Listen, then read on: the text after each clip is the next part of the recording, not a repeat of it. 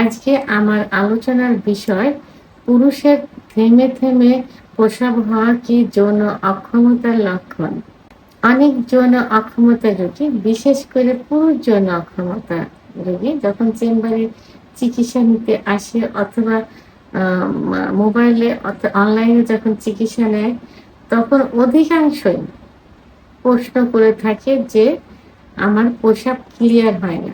মানে যৌন অক্ষমতার চিকিৎসা নিতে আসছে, চিকিৎসার বিষয়ে কথা বলছে যে তার কি সমস্যা হয়, যৌন অক্ষমতার কোনগুলো প্রকাশ পায়। যখন বলে প্রথমে তাদের অনেকেরই এই কথাটাই প্রথমে আসে যে প্রসাব করতে বসলে প্রসাব ক্লিয়ার হয় না।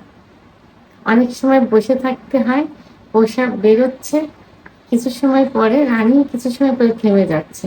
আবার একটু ম্যাসেজ করলে, একটু হাঁটাহাঁটি করলে আবার একটু প্রসাব হচ্ছে। এইভাবে কয়েকবার প্রসাব থেমে থেমে হচ্ছে, চেপে চেপে বের করতে হচ্ছে। অনেকে বলে থাকে যে প্রসাব চিকন ধার দিয়ে হচ্ছে থেমে থেমে, এবং প্রসাবের সময় জ্বালাপোড়া করছে ইত্যাদি অভিযোগ দিয়ে থাকে, এবং বলে যে এই সমস্যার কারণে যৌন অক্ষমতা আসছে। তো তাদের এই বিষয়টি যেহেতু অনেক কমেন্টস আসছে এবং অনেক যৌন অক্ষমতার রোগী বলে থাকে তাদের যে ধারণা, তো সেই বিষয়টা নিয়ে আজকে আমি ভিডিও আকারে করলাম এই কারণেই যে আসলে যৌন অক্ষমতা অনেকটা এটার জন্য হয়ে থাকে।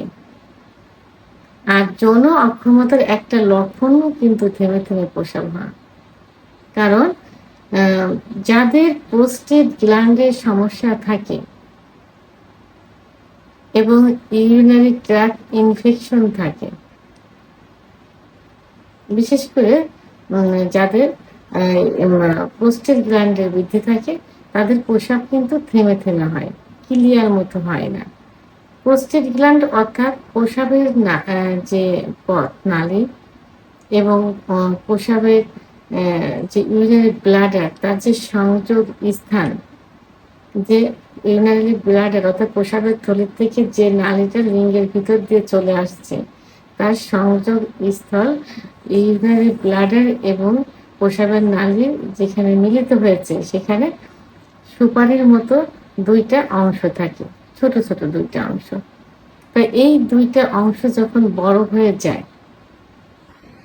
তখন প্রসাবের যে ছিদ্রটা থাকে, অর্থাৎ মাংস যখন বড় হয়ে যায়, তো এই গ্ল্যান্ডটা, তো সেটা তখন প্রসাবের নালীটাকে চেপে ধরে, সংকুচিত হয়ে যায়, যে কারণে প্রসাব ধীরে ধীরে বের হয়। অনেক সময় প্রসাব বেরোচ্ছে, হঠাৎ করে বন্ধ হয়ে যায়।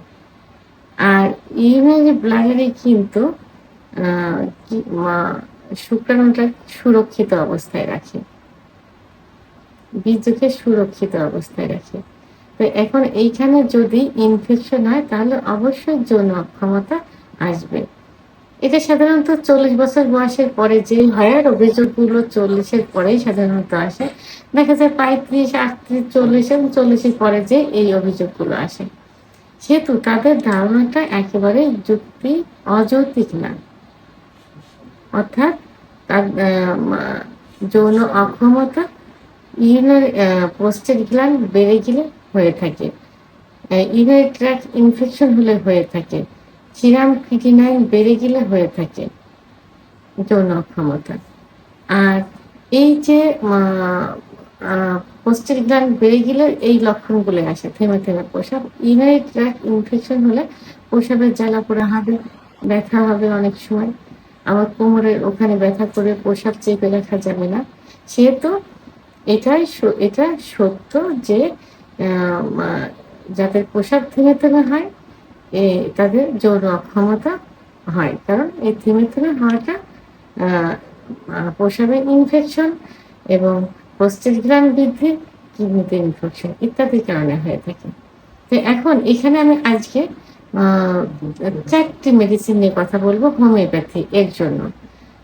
তো যাদের এই যে থেমে থেমে প্রসাব হচ্ছে, প্রসাব হওয়ার পর কিছুটা বন্ধ হয়ে আবার হচ্ছে, একটু চেপে চেপে বের করতে হচ্ছে পেনিসটা, তো সেখানে লাইকোপোডিয়াম 10 mg খুব ভালো কাজ করে থাকে। তো এটা কিভাবে খেতে হবে? লাইকোপোডিয়াম টেনেম। তো এটা প্রতিদিন সকালে খালি পেটে ২ ফোঁটা জিহ্বার উপর দিয়ে খেতে হবে ৩ দিন। প্রতিদিন সকালে খালি পেটে ২ ফোঁটা জিহ্বার উপর দিয়ে ৩ দিন খেতে হবে, পরপর ৩ দিন। এই যে খালি পেটে ০.৫ ঘন্টার মধ্যে কাঁচা পেঁয়াজ, ঝাল, রসুন এবং দাঁত মাজার পেস্ট এটা ব্যবহার করা যাবে না।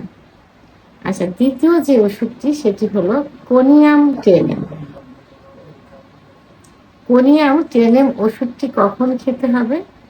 লাইকোপোডিয়াম টেনেম ৩ দিন শেষ হয়ে যাওয়ার পর ৭ দিন পরে ৭ দিন পরে কোনিয়াম টেনেম খেতে হবে।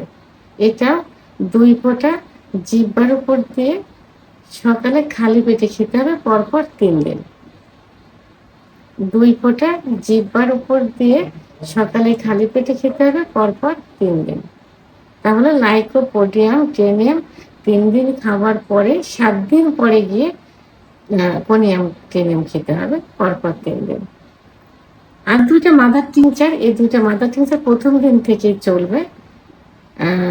৩য় নম্বর এই মাদার টিংচারটি হলো সেবাল শেরুলেটা মাদার টিংচার। প্রোস্টেট গ্ল্যান্ডের জন্য খুব ভালো কাজ করে থাকে।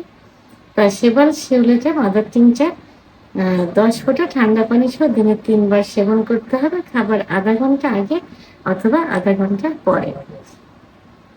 ১ থেকে ৩ মাস পর্যন্ত সেবন করতে হবে। ৪র্থ নম্বর যে মেডিসিন সেটি হলো বারবারিজোল। বারবারিজোল এটা মাদার টিংচার সকালে ১০ ফোঁটা ঠান্ডা পানি সহ দিনে ৩ বার সেবন করতে হবে, খাবার ০.৫ ঘন্টা আগে অথবা ০.৫ ঘন্টা পরে। প্রস্রাব ক্লিয়ার হচ্ছে না, ক্লিয়ার না হওয়ার কারণে দেখা যায় যে একটু ব্যথা করে, জ্বালা যন্ত্রণা করে, কোমরের দুপাশে ব্যথা করে, পেট একটু ভার লাগে, বুকের দিকে ব্যথাটা উঠে যায়। তো তখন এই বারবারিজোল খুব ভালো কাজ করে থাকে। ওষুধটি ১ থেকে ৩ মাস পর্যন্ত সেবন করা যেতে পারে। এই ওষুধ ৪টি অবশ্যই জার্মানি ওষুধ কিনতে হবে, সিলগালা অবস্থায় নিতে হবে। সবথেকে ভালো হবে যে ডাক্তারের চিকিৎসা নেবেন তার থেকে ওষুধটা নেওয়ার জন্য। কারণ ডাক্তার নিজের ক্যারিয়ার বজায় রাখার জন্য হলেও সর্বোচ্চ ভালো ওষুধ দেওয়ার চেষ্টা করবেন। ভিডিওটি সম্পর্কে যদি কোনো মতামত থেকে থাকে অবশ্যই কমেন্টসের মাধ্যমে জানাবেন। আর ভিডিওটি ভালো লাগলে লাইক, কমেন্ট, সাবস্ক্রাইব করে আমার সঙ্গে থাকুন। আল্লাহ হাফেজ।